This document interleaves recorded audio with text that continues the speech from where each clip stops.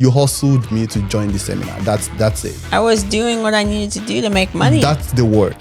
You came in August. Yeah. We started dating in October. So you caught feelings in 2 months. See, this is where the issue comes up. In fact, now that we're talking about manga is coming back.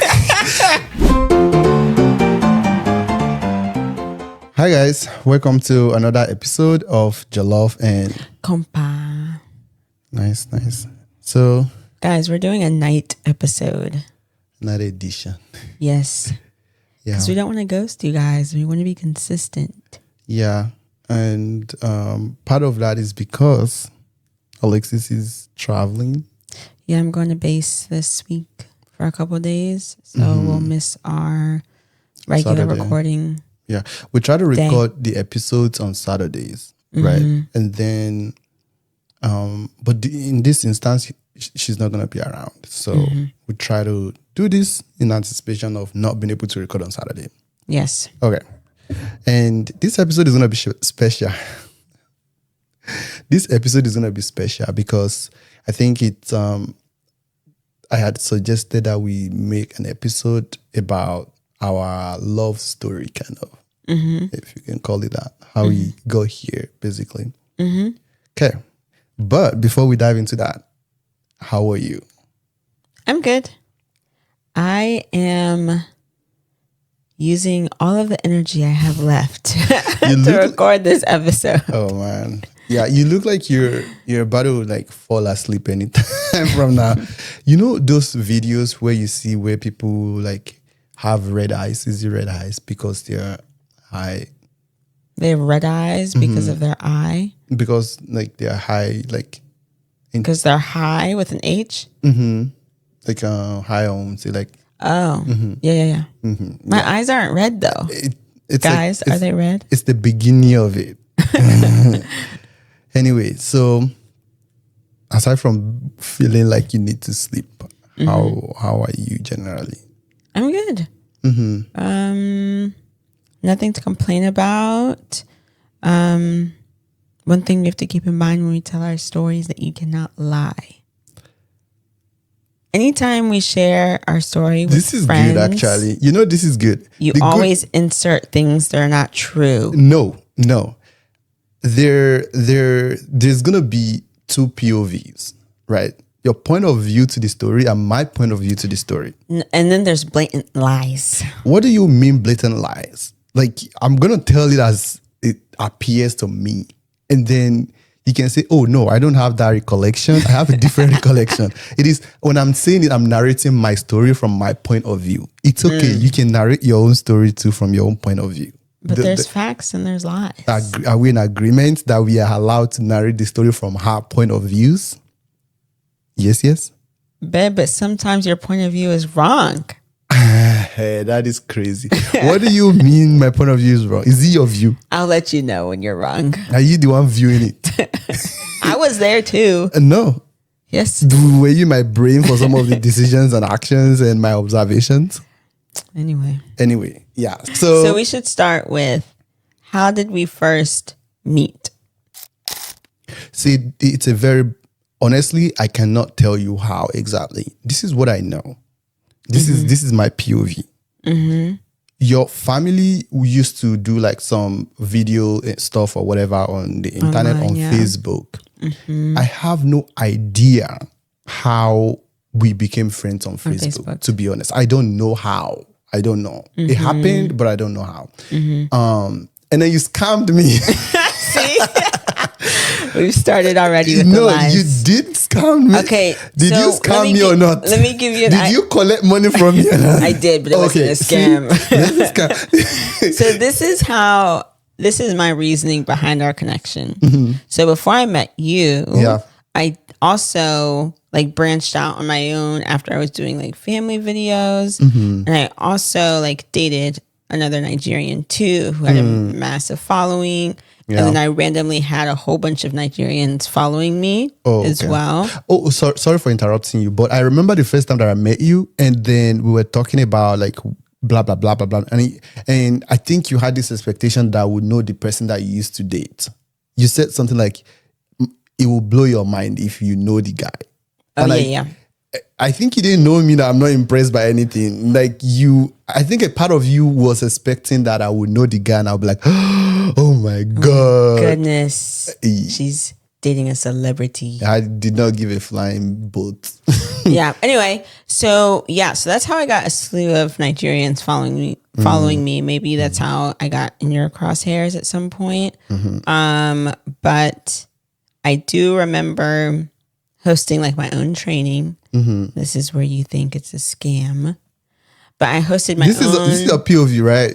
You see, I'm not hosted my interrupting. own online webinar. Okay. And you paid for my webinar to join. That's the scam. It's not a scam. So this is it. There's a backstory to that. Number one, you got to understand that I wasn't paying to kind of like see the content. I was just trying to support a young entrepreneur. Sure. What in my show? It's true though. I can't even remember what the webinar was all about, to be honest with you. I remember. You hustled me. You hustled me to join the seminar. That's it. I was doing what I needed to do to make money. That's the word. Hustled me. Because you would send like all this voice memo using your marketing voice and stuff. That's what you did. I was scammed, bro. It's not a scam. It would be a scam if you paid for something and you didn't get what you received. I didn't even think I joined this seminar. Oh, well, that's your problem. And then you made a video or like a recording or whatever. But to be honest with you, I was just trying to support somebody. But also I was always impressed about your articulation when you talk. I think that's part of the reason why we stayed friends, to be honest with you. On Facebook, you have this ability to like talk in a way that you were not scrambling for words to describe whatever it is that you want to say. And it's not rehearsed. Let me put it that way. You can say stuff, you can articulate yourself on the fly without looking for words. So I think that's probably why we stayed friends on Facebook. That's your reason. That's my reason was you were trying to sell to me. See, you paid for my webinar. I was a lead. No, facts. I was a lead. That's why I started. You paid for my webinar, and I was like, "Oh, this guy invested into himself." Into my pocket. See, so I was a lead, bro. The least I could do is remain in contact, right? You spent your money. That means something to me. So we stayed in contact for a while, just randomly checking in, super platonic. I remember like you would tell me sometimes your school was on strike and stuff like that. I think you did well with, I don't know. I think you were like an OG marketer. Let me put it that way. OG marketer in the sense that you're really good with like sending messages, say like once in 6 months. My follow-up is strong. Yes, your follow-up was really strong. Like, hi, how you guys doing? I mean, it probably didn't matter much to you, to be honest. You're just trying to preserve the lead until the next webinar. So I have a soft contact. Yeah. But a warm contact. But that was it. Yeah. I don't know how we became friends, but that was like the initial phase of our interaction on Facebook. Yes. And it's just basically checking in. How long would you say the time span was? It was like long. Checking in. Probably 3 years, 2-3 years. Yeah. Mm-hmm. Yeah. But it was just what it is, right? Mm-hmm. And I ended up coming to the US. Well, not before that, I ended up planning, like I got admitted for my master's degree in the US, and I had two options. It was either going to Colorado or going to Atlanta. Yeah. And I was trying to figure out the cost of living and which one should I go for, blah, blah, blah, from real perspective. And it was around that time, like a year before that time, you probably moved, a year before that time maybe, but way before that time, you moved from New Jersey to Georgia. Georgia. So you were a really good point of contact. I wanted to know the cost of renting and just general logistics of a new city that you will not get on Facebook or Google. Mm-hmm. So I reached out to you and I asked you, what's up? can you give me an idea of the cost of living in your city? And I explained what I was about to do to you. Yeah. And then you did a really great job of breaking it down, explaining that I would definitely need a roommate. And this is the cost, XYZ, XYZ. Yeah. And that was it. Yeah. And it's good that you point out that I was there for a while, because when I moved there, I didn't have anything. Mm-hmm. Like, I stayed with my godparents before I got my own place, before I got a car, before I had a job. You know what I'm saying? Mm-hmm. So by the time that you reached out, I definitely had some information to share. Yeah, that was good. On how to survive. Yeah, so that information was very helpful. Yeah. I wasn't going to ask you to help me find a house or anything like that. Mm-hmm. But it did help me in having a conversation with who ended up being my roommate, Victor. You remember Victor from Georgia? Mm-hmm. Yeah, he was also a student. So, and then I went for my visa, whatever. I got the visa, and I told you that I got the visa. Yeah. And I think you offered to actually pick me from the airport to the place that I was going to stay. Yeah. And that was the first time that we met. In person, yes. Yeah. Picking you up from, what is the airport called? Can you say that part again? What's the airport called? The main one. At Jackson or something. Yeah. Yeah, it's the only airport in Atlanta. Yeah. So I ended up picking you up. Yeah. And was super excited. I remember FaceTiming my mom. I was like, hey, I picked up Augustus from the airport. Mm-hmm. And then I brought you back to my place. We had a meal. You know what's kind that you did that day? Mm. You fed me. Because I just got off this my flight to America was long. I think it was about like 20 something hours. Because I first went to Qatar, and then from Qatar we flew to Atlanta. It was long. I was dying. My phone was dead. I was hungry. Yeah. So that was really kind of you. I think it's the reason why it's one of the things that I actually appreciate, like from a platonic point of view. Like, this person could be my friend because they thought about the fact that he's in a new place, he's probably hungry. Did you pay for the food? No, we made it at my place. There's tacos. What? Oh. Yeah, I think it's just food that I already had and I made for you. So it wasn't like Popeyes versus like no. It wasn't that. It was a different time, huh? Yeah. Okay. Yeah. I think it was taco. Okay. Tacos that I already made. Yeah, that's true. You're right. And then she took me to her place, and then that's very bold because you don't even know me, and then you took me to her place. What if I was like a serial killer or something? Alexis has this unwavering trust in humanity. I'm telling you. I hope it doesn't come and bite you one day, to be honest. But but also I was in a very, and I think you point this out too, like generosity extends and connects people. Like prior to me picking you up, I had just come back from my solo trip in Canada for my birthday and met really great people, super nice people. I had a guy who on my birthday just took me on a tour to different places in Canada. Was my photographer, and just very nice, generous people. And so when you encounter people like that, it makes it easier to extend that forward. Yeah, and pay it forward. Yeah. So that also contributes to how it was just an easy yes to pick you up and to feed you, make sure you're okay. Because just like I was in a country where I knew no one, you were also in the same boat. Right. Yeah, that is a very accurate. So you dropped me off, and to be honest, it was that act of kindness that also led to us like talking from that point. Because it could have ended there, right? It could have been like you dropped me off. You're like, well, I wish you good luck. Bye. But one thing though, I was surprised that when you picked me up, two things happened. You called your mom. Yeah. And you were on the phone saying like Augustus is here. It sounded as if like this is somebody that you were expecting, something like that. Like it sounded as if you're picking up like Hannah from the airport and you called your mom. Yeah. You get what I'm saying? Yeah. That's the vibe that you gave off. Like it wasn't like we knew each other already, we're friends. Yeah, something like that. And that was very nice. In my mind, a part of me was thinking, well, you did that so that for your own safety.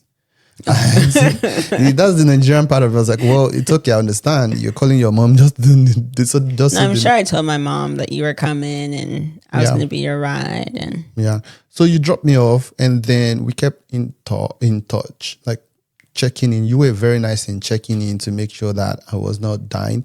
And for about a year, actually, you were was it a year? No, less than a year. For about 6 months, you were my ride all through the city. Yeah. You know, I have friends that would say that you didn't even experience what it feels like to move to a new country because you always had somebody to drive you around.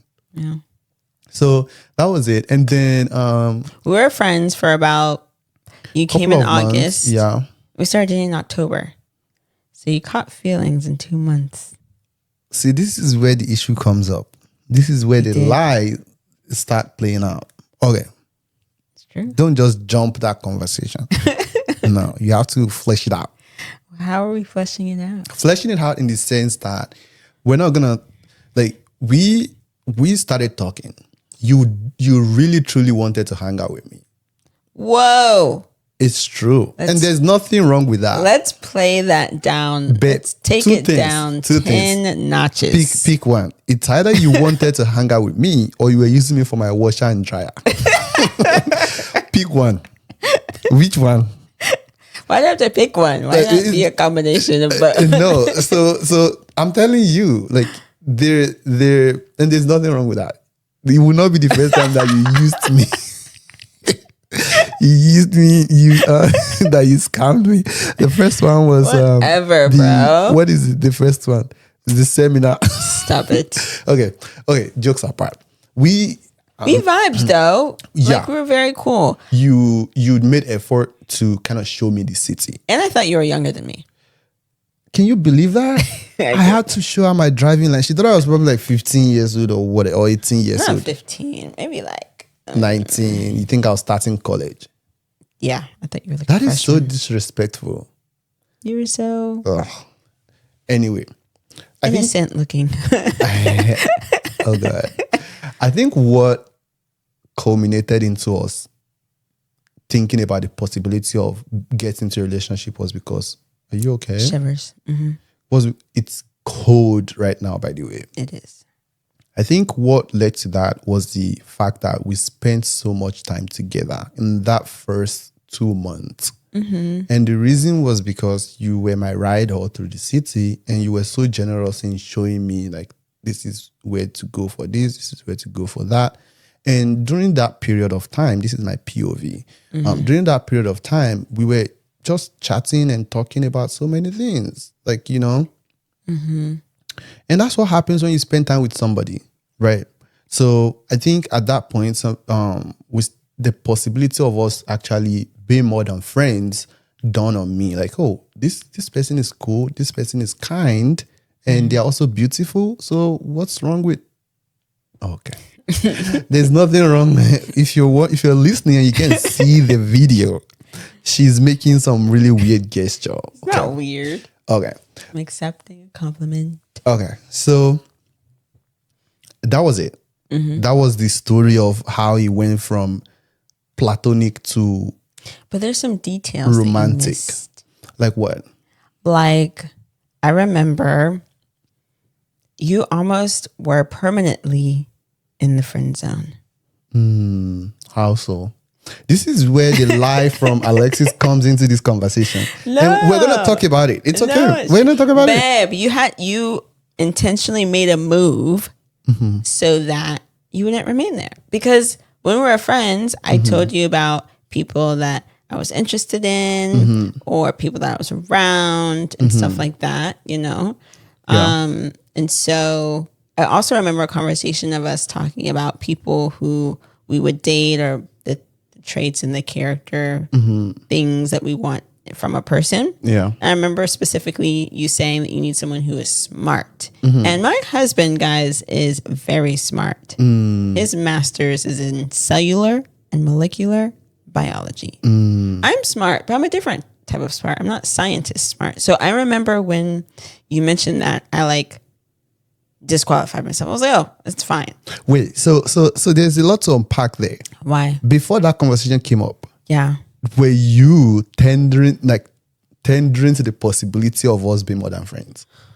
I don't know if I was. Did it ever cross your mind? Humble, honest, open, and transparent. I'll be humble, whatever it is. Yeah. Did it ever cross your mind? HAT. That's the acronym. Yeah. Humble, something. Did it ever cross my mind? Prior to that conversation, I don't know. I don't know. So you're saying all the while we hung out, it never crossed your mind that I like hanging out with this person. Okay. Yes. Okay. And then when we had like conversations about dating people, and you listed like what you look for, I was like, oh, not gonna work. And that's and then okay. You moved on. Okay. Yeah, and in my mind, I was like, oh, that's fine. Okay. At least I don't have to worry about him making getting a move. complicated. Yeah. Okay. Totally So this is it. You're right. Like there were instances where I deliberately initiated conversation about dating and stuff just to feel the ground, as a smart boy that I am, right? I wanted to know where your head was.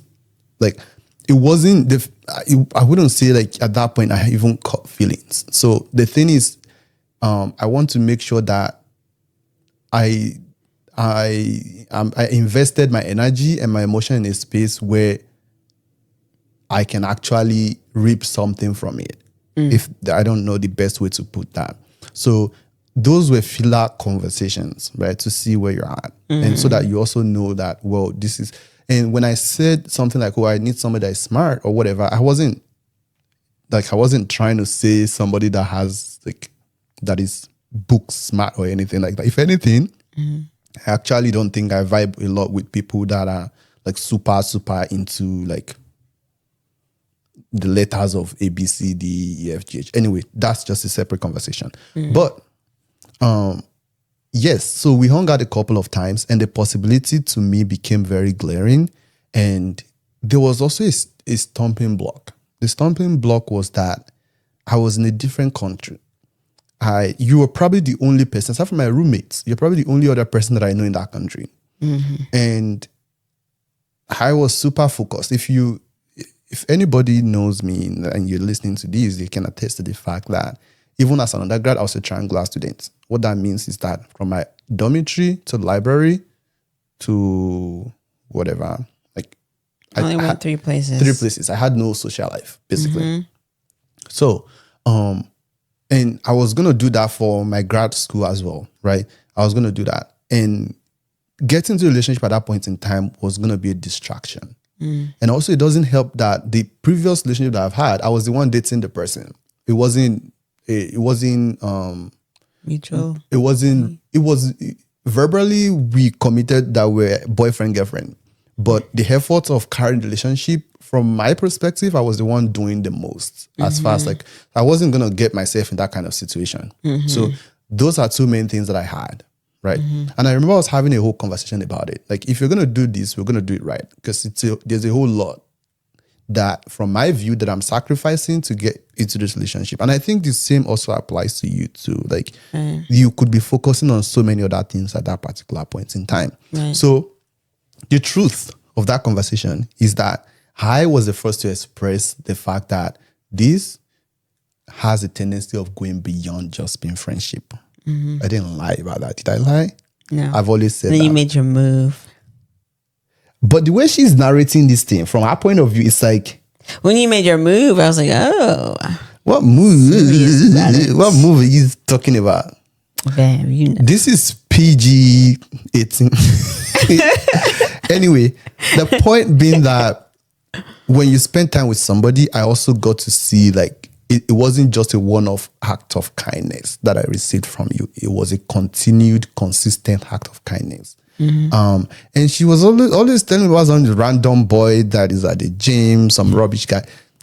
I don't even want to hear that rubbish. She was always telling me about some guy after work. Dude, I don't want to hear all of that. So that's what she was referring to about the friend zone part. Yeah. Okay. So then we decided, I remember we also gave each other time to weigh the benefit of dating versus friendship. If it's something that we wanted to really dive into and give it 100%, or do we value just being friends more? Yeah. once we decided that, then we started dating. We dated for 2 years. Yeah. And during that time, I joined the military, went to basic training. Yeah. Do you remember the big fight? Like, while we were dating, was there any fight that stood out to you? I have one. When we were dating? Like, I have one that it almost led to me blocking you, actually. Go ahead, share. Do you remember one, though? I have to think. I need a moment. Go ahead. So we went to Chicago. Okay. With your cousin. Yes. That would not be named. Yes. Very amazing person. Yes. And we drove from Atlanta to Chicago. It was I remember this very fight. long drive. I remember this fight. Okay. And I didn't drive at all. I was in the rear seat all through while we were going there and when we were coming back. Yes. And I was hungry. Yes. And I think some like not so amazing comments was like about how I drive. And I know fully well that I can drive better than both of you. 100%. That's a fact. I've driven in Lagos where there's no law. There's no light. So I was all through, I was in the rear hand. I never got the chance to drive. And in my head, I was trying to justify that action or that decision in my head. And then after I had found justification for it, I didn't want to make a big deal about it. I don't want to fight or do anything about it. And I told you, I was like, hey, do you know that I haven't driven? You're like, oh, and then your response was so unkind. And you were like, well, you're not, this is the key thing I did today. I didn't forget. I did not. Listen very well. You're like, well, you're not a child. You should open your mouth and talk or something like that. Yeah. I was like, yeah, that's it. We got back to the apartment. Yes. I packed my bag because I parked my car at your place and then we used the rental car to go to Chicago. So we got back. I packed my bag from your place, put it in my home car. I drove to my house. I was ready to block. You left me at the gas station. You forgot about that piece. That's the part. I just left. I didn't leave you at the gas. No, because we went to the gas station together. Did we? I think you were trying to refill the gas or whatever. Yeah. Something happened. I left. It's true. Because, I mean, it's okay. I'm a grown person. I can make my own decision, right? Right. So I left you and that was it. That was a moment that honestly for me was a make or break it. Because who do you think you are? Why are you talking to me like that? Like you're a grown person, blah, blah, blah. But why is it so unkind to you when I'm just saying if you wanted to drive, say that you wanted to drive? That was number one. You have to also remember the fact that I have been brewing in anger for a decent... It's true. But why were you angry? You should be me. And in fact, now that we're talking about my anger is coming back. You should be me and sit down in the car for a very long road trip. Okay. And tell me if you'll be filled with joy and happiness. So we didn't ask you one time if you wanted to drive? No. Not one time.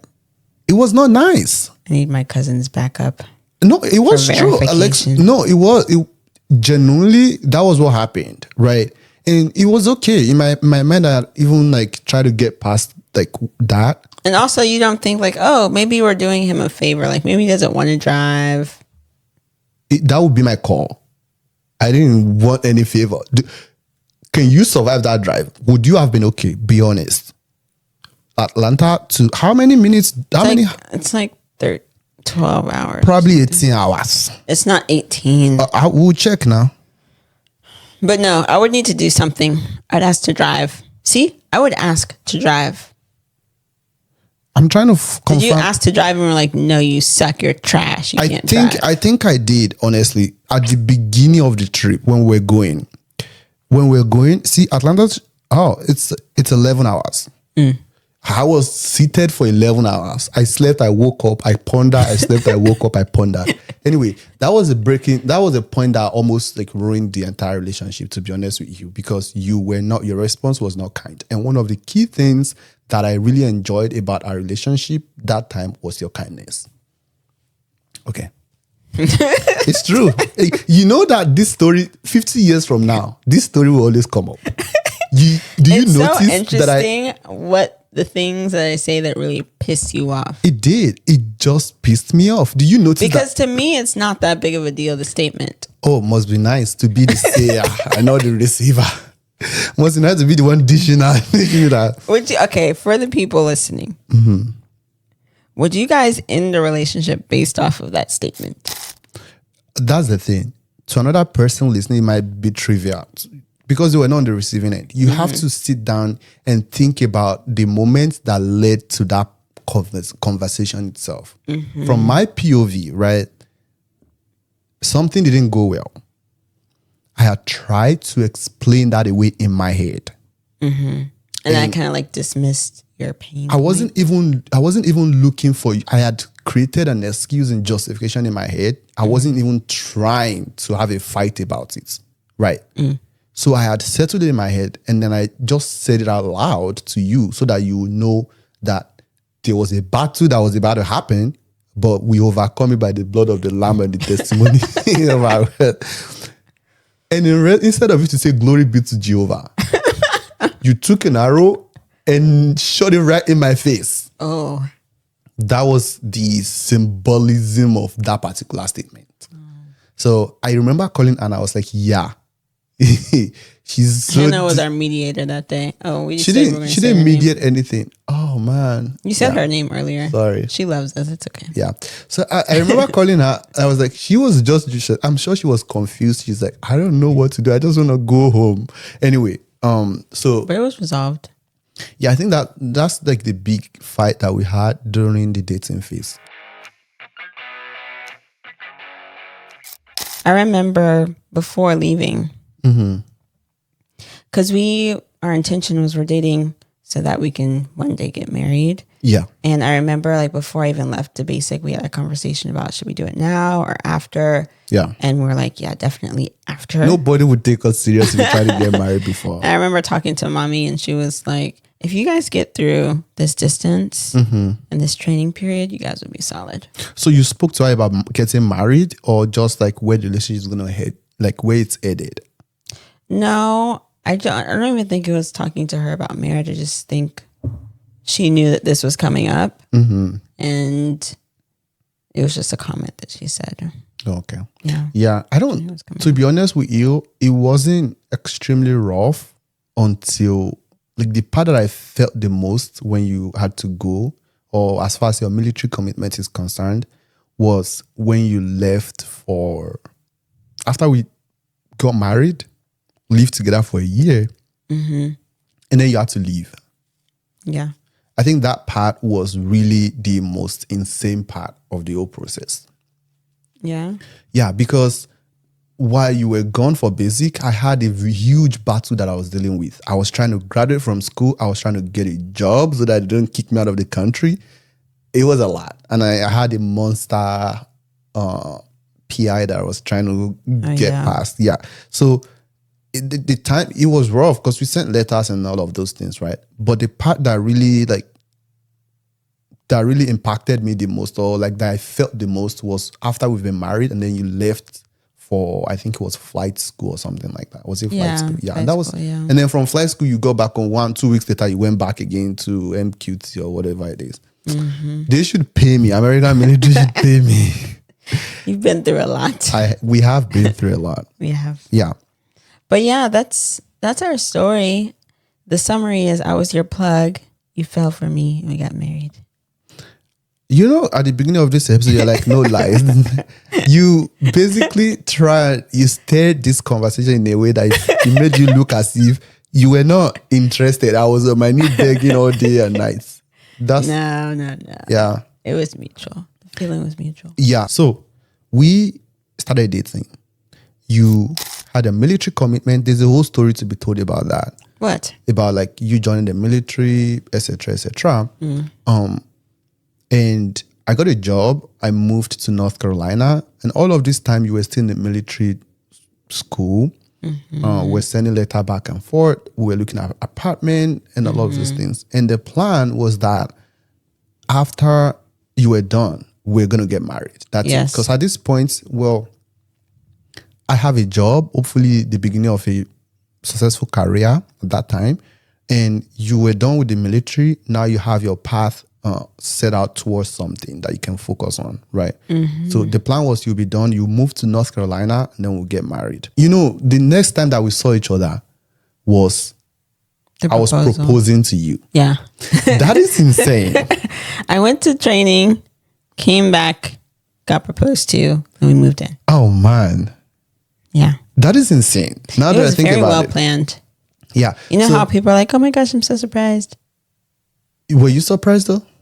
I was surprised of how you did it, not when. Oh, okay, because you had an idea, yeah. Yeah. Because you left military training and then you went to Florida, and I flew to Florida alongside my friends. Were you expecting all these other people to be there? Like Ken, AY, you were not expecting them. They're really great people. It was very I keep throwing out names. I'm sorry, guys.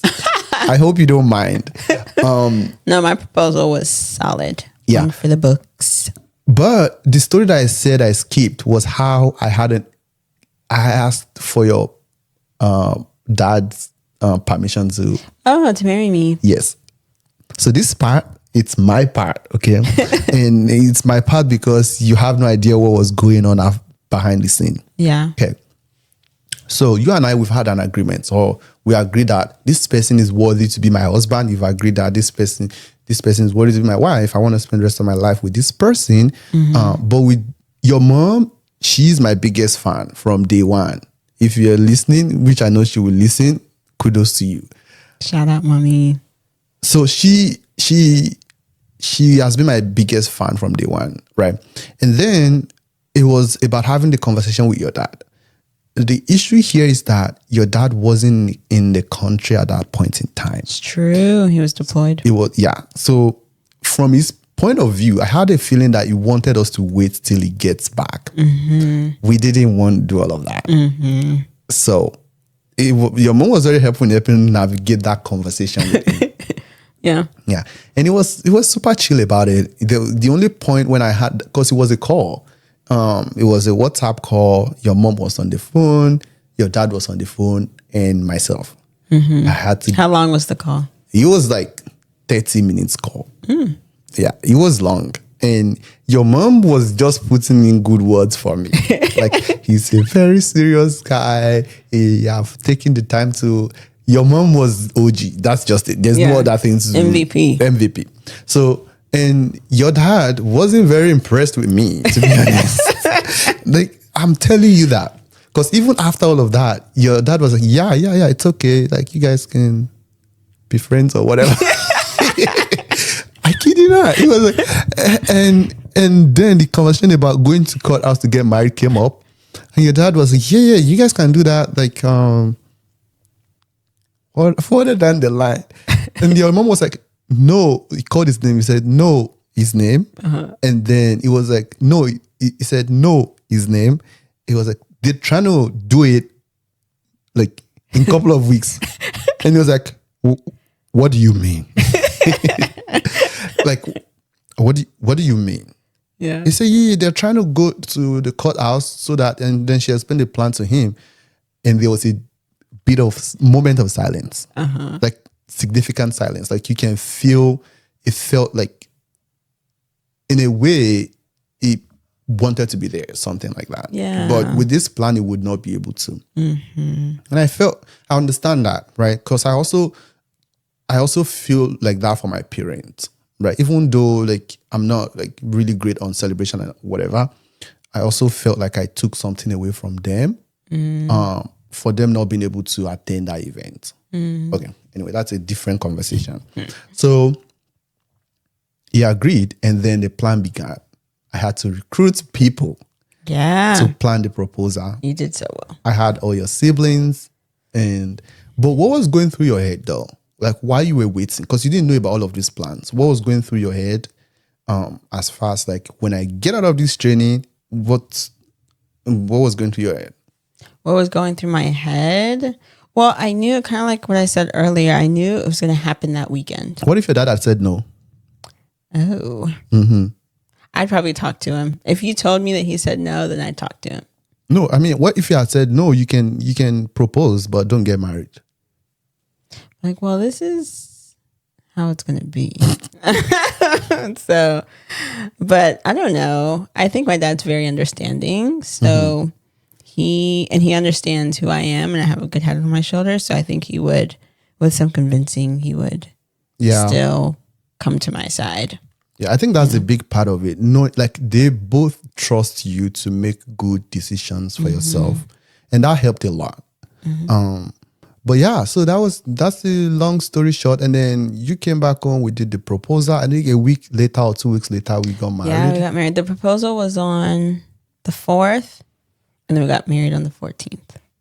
Yeah. Oh yeah, was on the 4th. That's Labor Day weekend. Oh yeah, 10 days later. Yeah, we had a bunch of people, mostly your mom's family. Yeah. And my friends were there in Florida, in Jacksonville. A massive dance mob. Yeah, and then instead of you to just watch and enjoy, I joined. You know how you were asking me, like, why is my voice shaking when I was trying to... You're so cute. You're like, why is your voice shaking? Dude, you go on your knee and see how easy it is. You're so cute. Anyway, so that's the long story or short story. Maybe we should include pictures. Yeah, we can have pictures and show some of those things. Yeah. But and we got married in a courthouse. We did. Which was amazing. Yeah. Do you want to talk about that? So I'll talk about our courthouse wedding, which it was such a perfect way to do our wedding at the time that we were in our lives. So my dad was still deployed. My mom was there. My godparents were there, who are like the best in the world. Agreed. And I think that was all. Yeah. And Caris was there. Yeah, my god sister, my godmom's mom, and then my mom. Yeah. So it was us. They married us, which was amazing. We went to dinner after. Not dinner, lunch. Lunch after, and then everyone parted ways. And it was no stress at all, no pressure. We took great pictures together, and it was a good moment. I think it was perfect for the season that we were in. It was a beautiful moment, and I cried a little bit. Like I had like tear coming down. Yeah. Like not like it wasn't. I mean, you're a beautiful person. You're an amazing person. I feel so lucky. You were crying. I remember. Yeah, but I wasn't crying because of like, oh, look at this goddess that I married. You know, I was crying because I know. Like if you ask anybody that's close to me, they will tell you that my chances of getting married before I got married is probably like 20 or 15%, because I'm very picky and I see problem in everybody's life, right? And at that moment when that justice said, "Oh, pronounce you husband and wife," blah blah blah blah blah, I felt bad for my parents because I wish they were there, you know, to kind of witness, what was going on. Like I had nobody that was related to me by blood in that room. And that was a bit emotional for me. And so that was but like every other thing, I just showed it on and moved on, basically. Yeah. But we'll have our moment. We will. I did call Dad during our proposal though. FaceTimed him. You did. Yeah, you FaceTimed him. He was super happy. Yeah. I think. I am a huge advocate for part 2 of the wedding. Yes, I agree with you. My dad can be there. Your parents can be there. Yeah. The friends that we've accumulated can be there. Yeah. And have a massive like celebration. Yeah. But yeah, so that's the story of how we got here and ended up here. And we've been living in North Carolina since then, right? Yeah. Moved here 2021. Yeah. So if you were to say like one thing though, what made you decide that this guy is worth getting married to? One thing? I mean, it could be more than one thing, but at least like what would you say the deciding factor, you know? Well, I think one thing is definitely that you're the type of person that I can trust. Like when I went to training, I had no concern or worries that you're you would be on the outside. Unfaithful. Outside. You would be outside. 2, I know that I would be safe and secure with you as well. I think for me, growing up as the oldest of 6, I've had to figure out a lot of things on my own. And so knowing that I would be secure with you, that I have a partner in you, that I would feel safe and secure is a huge part of it, contributing factor. Yeah. And I think for me, it was honestly 2 things. Like I said, your act of kindness. That was very important to me. I want somebody that is going to be kind to me because the world is very unkind. Yeah. And I've come to understand the world from that perspective. So I wanted to have somebody in my corner that I can count on their kindness, regardless of whatever the situation is. One particular incident, you drove me to freaking Cordell in the middle of nowhere, back and forth. That. I didn't even buy gas into your car. You just drove me there back and forth. For an interview. Yeah. Like a it was internship. Yeah. With a pharmaceutical company. Yeah. So that was amazing. Like, that's an act of kindness, right? The second thing was, I mean, of course, there are like some other part, like, oh, this person is beautiful, this person is this person is that, this, that. But also, I had confidence going forward because I was able to get a glimpse into the type of family or the people that raised you. To be honest with you, that was a very key part. Like, I was rest assured that I'm not marrying wrongly just based on that. So those 2 things, like, even when like, that way I know I've seen your parents, right? I've seen the tree that you fell from. And if it's true that apple doesn't fall too far from the tree, then I'm not getting into a situationship that will claim my life prematurely. Yeah. So those 2 things. But that's a nice recap, huh? Yeah. If you have any question that you really think we should touch on, if we left anything out, you can ask. Ask in the comments. We're gonna do our best to respond to it. But yeah, that's it on our first edition of Late Night. Yes. Episode. We made it through, guys. We did. Good job, though. I know you were extremely tired. Yeah. You're looking as if you're about to sleep. But yeah, we'll see you guys in the next episode. We'll see you guys in the next episode. Subscribe, like, share with your friends. And enemies. And your enemies. We'll see you in the next show.